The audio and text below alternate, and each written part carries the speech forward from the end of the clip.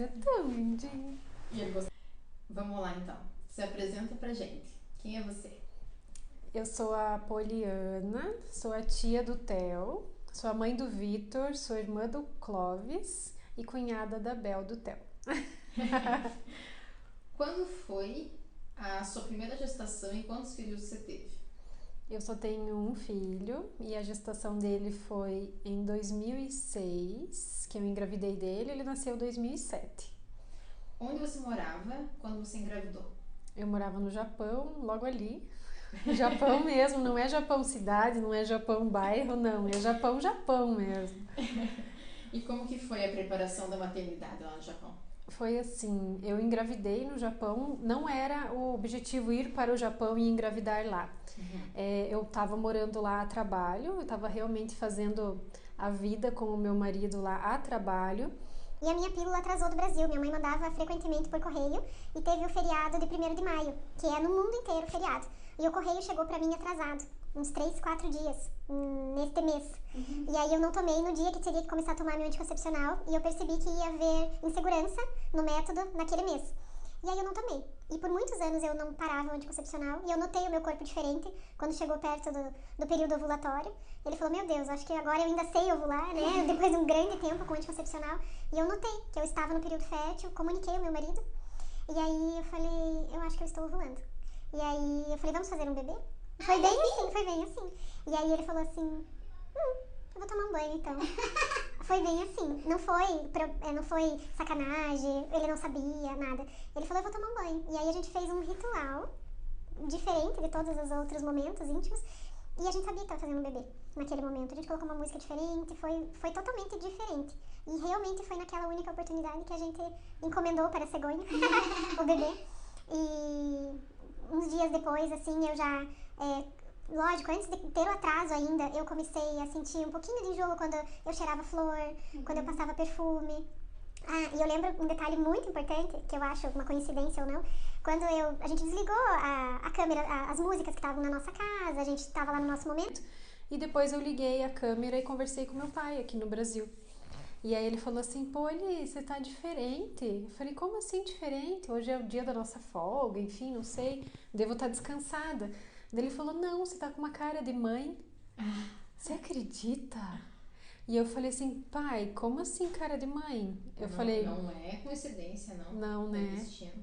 Aí eu falei assim, bom, ele falou, você tá... Eu falei, olha pai, a gente acabou de fazer uma tentativa. Mas assim, gente, é muita bruxaria, já digo, né? Gente, eu acabei de acontecer tudo isso e como que o pai lá do Brasil, né, me liga na câmera e ele fala, você tá com cara de mãe? E realmente, ele tava nas primeiras divisões celulares lá acontecendo. Mas e a preparação? Teve alguma preparação diferente? Algum estudo? Ou lá no Japão tinha alguma coisa diferente pra fazer ou não? Não.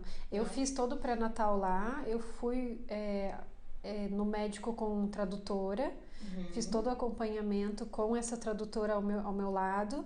E a minha mãe, ela ia me mandando as revistas que ela fez o acompanhamento dos filhos pra eu ir lendo. Então, quando eu descobri, lógico, ela começou a me mandar as primeiras semanas, o primeiro trimestre, ela foi me mandando. Eu acessava sites pra ir acompanhando semana a semana. Mas só quando eu voltei pro Brasil que eu fiz curso de gestante, que eu queria realmente como que segurava para dar banho, como que cuidava do umbigo, que é sempre parece um mistério aquele umbigo, né? Circula um mito ao redor do umbigo. E as questões de desafogar de emergência, as questões de vacina, que tudo muda muito, né? De uma época da mãe para filho, para neto. Então eu fiz o curso de gestante, gostei, o papai fez junto também na época. Ah, que legal. E foi essa preparação. E como que foi o parto? Quem que estava com você? Quando eu comecei a sentir as dores em casa, estava minha mãe. Depois o Clóvis, meu irmão, o papai do Theo, que me levou para a maternidade. E a gente chamou o papai do Vitor mesmo, somente na hora que a gente chegou na maternidade, porque ele estava inaugurando um trabalho e uma loja. E aquela coisa não quer incomodar, sabe? Sim. E daí eu só falei assim, olha, a gente tá indo pra maternidade, realmente. E ele chegou daí com a filmadora na maternidade e acompanhou o parto daí sim. E foi normal ou cesárea? A gente começou com... Eu cheguei com 7 de dilatação na maternidade, a gente tentou fazer normal, mas ele não estava totalmente encaixado, o bebê. E aí a gente partiu pra cesárea. Senti as dores ali, mas ela disse que tinha estacionado de 7 pra frente. E a gente fez cesárea e realmente o bebê nasceu com a cabecinha assim, com aqueles... como se fossem aqueles calos, não sei como é que fala. Não era uma cabeça totalmente redondinha. Ele tinha realmente a força da pressão do posicionamento em algum osso da bacia ali que estava machucandinho. Uma coisa que eu sempre me preparei realmente para o momento do parto era coletar o sangue do cordão umbilical dele para fazer armazenamento das células tronco. Então a Cord Vida me assessorou nesse momento. Quando eu cheguei no hospital eles já estavam lá e daí na hora que o bebê nasceu eles já coletaram do cordão as células e armazenaram. Era uma coisa minha da época da faculdade que eu estudei numa palestra e eu falei, nossa, que tecnologia maravilhosa, o dia que eu tiver um filho eu quero ir atrás disso e quero armazenar esse material, esse seguro biológico, né, pro meu filho. No Japão estava difícil até de eu achar esse trabalho e como eu voltei pro Brasil para ter ele, aqui eu achei, contratei e a gente tem armazenado até hoje. A gente paga anual a cada 5 anos, mas está armazenado até hoje. Hoje ele tem 14 anos. Muito legal. Então tem parte de vida. Ah, é verdade. Eu acho que eu ganhei um desconto justamente por ter indicado. Eu não sabia, não lembrava na verdade. Aconteceu algo inesperado no pós-parto? No pós-parto, não. Inesperado, não. A gente não sabia exatamente tudo o que ia acontecer, né? Tudo é muita surpresa, mas inesperado, assim, de lembrar, não. Não. Como foi a amamentação e por quanto tempo? Eu amamentei ele 1 ano e 1 mês. Eu me preparei muito para amamentação. Era um sonho, realmente. Eu queria amamentar. E eu não tinha bico. Nada. Então, no Japão, eu comprei uma bombinha que ela fazia a sucção. Doía. E eu fazia... Hoje eu vejo nos teus stories e tudo que a gente não deve fazer é aquela questão de passar a bucha. Eu passava a bucha no bico, eu não hidratava com os óleos que eu usava tanto no corpo quanto na mama inteira, a região da auréola e do mamilo, o óleo eu não passava. E na medida do possível, muito pouco, eu tomei banho de sol. Porque Japão, imagina, encontrar uma mulher pelada na sacada, acho que eu ia presa. Então era muito difícil eu não trabalhar e ainda coincidir, então era raríssimas as vezes que eu tomei pouco sol. Como eu engravidei no Japão e vim ter ele no Brasil, eu não fui pra praia, eu não fui ver o mar grávida e eu não passei, não tive esses contatos em banho de sol, não fui, não rolou. Mas eu me preparei para ter o momento da amamentação e consegui amamentar. Eu lembro assim que nas primeiras amamentações ficou aquela sensibilidade no mamilo, por ele estar sendo usado de uma forma tão corriqueira, mas foi os 2 primeiros dias, mas não chegou a rachar, não chegou a sangrar nem nada. E aí fluiu, deu tudo certo. Que bom. Ficou vermelhinho, assim, irritado. E você trabalhava antes da gravidez e voltou a trabalhar depois? Já contou que sim, né? Mas como é que foi? Eu trabalhava no Japão, trabalhei a gestação inteira. Quando eu voltei para o Brasil, aconteceu coisas no meu pós-parto que foi um aparecimento de uma doença no meu colo do útero. Então eu me envolvi muito em me curar, me cuidar, eu fiz várias cirurgias e foi um dos momentos que eu parei de amamentar. Porque era muita cirurgia, era medicação, era anestésico, era tudo, que foi um princípio de câncer no colo do útero. Então, veja só a importância de fazer Papa Nicolau, porque eu não sentia nada, totalmente assintomático, e apareceu justamente no momento pós-parto. Né? Então, até respondendo aquela tua pergunta anterior lá, surpresa no pós-parto, foi isso, né?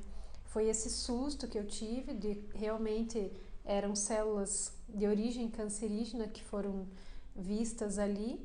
Então eu tive que desviar um pouco minha atenção para não trabalho e sim cuidar da saúde.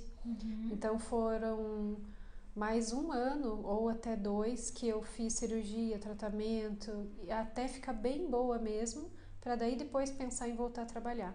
Que daí quando o bebê já tinha mais de 2 anos, aí eu não aguentava mais ficar em casa também, me sentia de certa forma deslocada, fora do mercado. E aí eu abri o jornal num domingo, naquela época que a gente via muita coisa pelo jornal, e achei uma vaga. E me candidatei e fui chamada para entrevista, que foi a farmácia Miligrama, e lá eu fiquei de diretora técnica por 6 anos. Foi maravilhoso trabalhar com eles. Legal. Quem que mais te ajudou com o bebê? A minha mãe, com certeza, né? Principalmente nos 40 primeiros dias. E aí ela voltou a trabalhar e ela era de outra cidade. Mas mãe é mãe, né? A minha mãe me ajudou muito, muito, muito mesmo. O pai sempre presente, mas é aquela coisa assim, brincar com o bebê, ele gostava também de dar banho, mas não adianta, né? Que ele falava, chorou, ele quer mamar. Aí eu falava, beleza, ele terminou de mamar, agora rota e troca a fralda, faz dormir, alguma coisa. A gente passa por um aperto mesmo, né? Isso que eu ia perguntar. O pai ajudava em qual parte? Então era mais nas brincadeiras e na troca das fraldas, e banho, assim. E banho também. Ele gostava de dar banho, mas era só quando ele podia, estava mais disponível. Ele trabalhava em shopping, então os horários dele eram bem corridos. Qual a comida que o Vitor mais gostava? Quando era bebê, assim, no começo da introdução alimentar, quando ele era criança, assim, o que você lembra? Ele gostava de polenta com carninha moída. Ele gostava de mamão. Ele gostava de suco de laranja. Eu acostumei ele desde pequeno tomar chá. Então sempre ele tomou chá com muita facilidade. De comida mesmo eu lembro da polenta. Lembro bem. Ele comia... Sopa de fígado, não. Comia sopa de fígado batida no liquidificador. Ele comia, fazia muitas sopas, isso mesmo. Pra quem não sabe, a gente tem uma piada interna da família, que o Vitor uma vez colocou sopa de fígado dentro do som da casa da Folha. Tem uma foto, se eu achar ainda eu te mando. Manda que eu ponho no vídeo. Essa foto foi assim, eu tava dando a sopa pra ele e tocou o telefone, era o telefone fixo. Parece que eu tô falando de outra época do mundo, né? Faz só 14 anos. E ele tinha uns 2 nessa época, então faz só 12 anos. E eu levantei pra atender o telefone. Quando eu voltei, tinha sopa no sofá e o som era uma entradinha pra um MP3 que até a gente tinha trazido do Japão. Ele colocou o garfo ali, acho que ele achou que era uma boquinha, tipo um robô. Ele colocou sopa de fígado no sofá, no chão, ele inteiro tava lambuzado. Pensa o cheiro da sala, né? Uma delícia.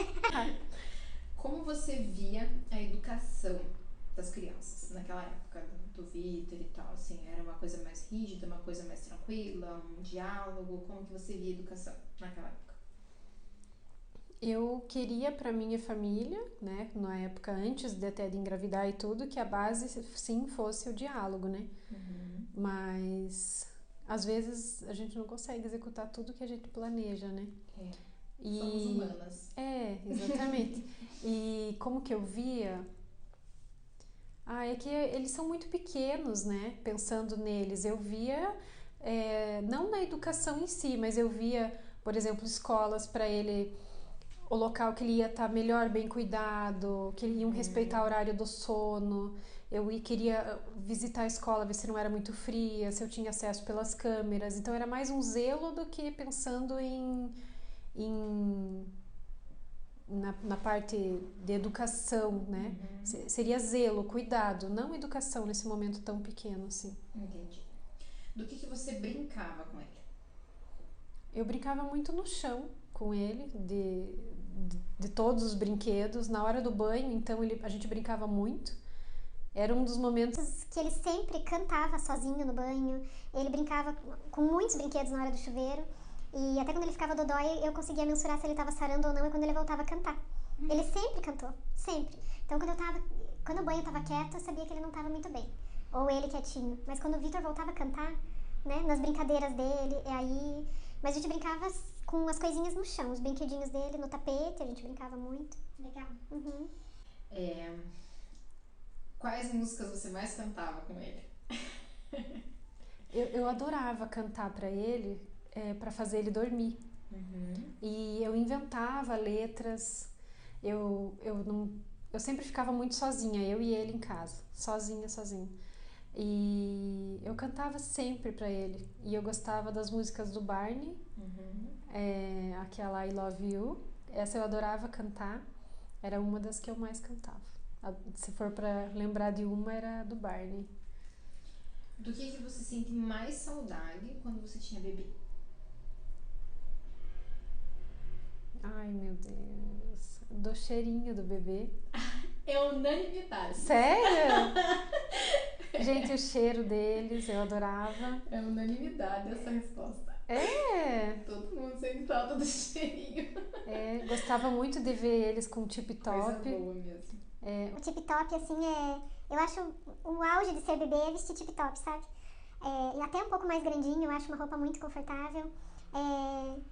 O bebê, ele também é atração, né? Você chega com o bebê, todo mundo quer conversar, todo mundo quer pegar, todo mundo quer ajudar de alguma forma. É muito gostoso. Verdade. E você tem uma mensagem pra falar pras mães de hoje? É bom que ela não avisa nada antes, tá? A gente tem que improvisar tudo. Esse é o objetivo. Não é só hoje, né? Na verdade, essa mensagem ela já anda comigo há algum tempo. Que eu falo assim, tem meninas, às vezes eu vejo bastante novas e já querem engravidar por algum motivo que eu não entendo às vezes, mas eu acho que seria assim, planeje a tua gravidez, né? Por exemplo, esteja bem profissionalmente formada, a tua família estruturada, montadinha, para depois você pensar no filho, sabe? E não simplesmente, eu já vou ter o filho, daí depois eu coloco na escola, depois eu vejo o que eu vou fazer da vida, sabe? Planejar, né?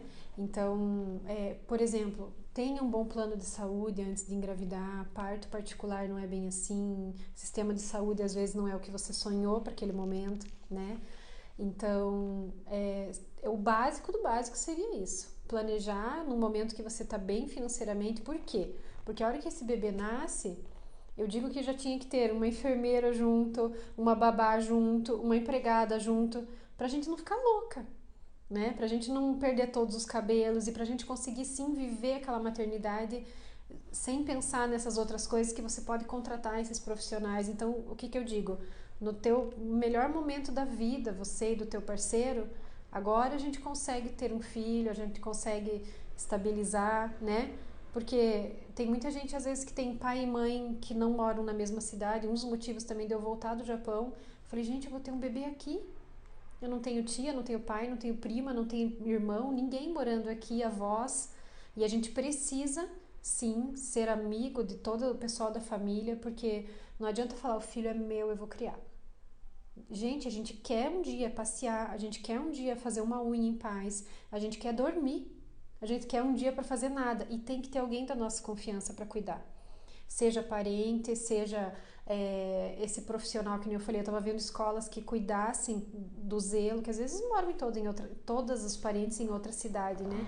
Então você tem que cuidar de várias coisas, né? Então é achar o momento, a mensagem é achar o momento certo e não simplesmente eu vou engravidar porque isso, porque aquilo, ou porque o casamento não tá bom para segurar, jamais, né?